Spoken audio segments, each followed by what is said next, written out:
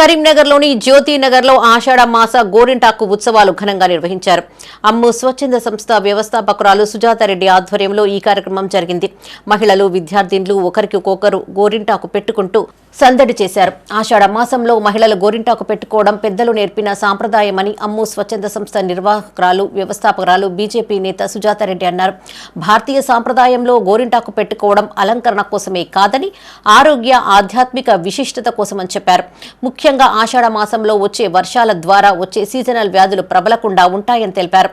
పురాణాల ప్రకారం గోరింటాకు పార్వతీదేవి నుండి ఉద్భవించిందని అంటారని, కావున ఈ ఆషాఢంలో మహిళలందరూ గోరింటాకు పెట్టుకోవాలని సూచించారు.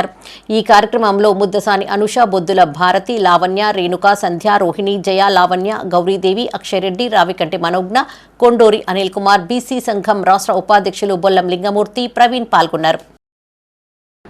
ఈరోజు అమ్ము స్వచ్ఛంద సంస్థ ఆధ్వర్యంలో ముందస్తుగా ఆషాఢం స్టార్ట్ అవుతుంది. అందరం కూడా ఇక్కడ కలిసి గోరింటాకు పెట్టుకోవడం జరిగింది. అమ్మమ్మ వాళ్ళు చెప్తుండే గోరింటాకు పెట్టుకుంటే చాలా మంచిది, ఆరోగ్యానికి చాలా బాగుంటుంది అని చెప్పేసి వాళ్ళు చెప్పేవాళ్ళు. అందుకు ఈరోజు మేము గోరింటాకు వేడుకలు ఘనంగా నిర్వహించుకోవడం జరిగింది. ప్రతి సంవత్సరం కూడా మేము 25 సంవత్సరాల నుండి కూడా అమ్ము స్వచ్ఛంద సంస్థ ఆధ్వర్యంలో ఈ కార్యక్రమం ఘనంగా నిర్వహిస్తాము. ఇక్కడికి వచ్చిన ఆడపడుచులందరికీ కూడా శుభాకాంక్షలు.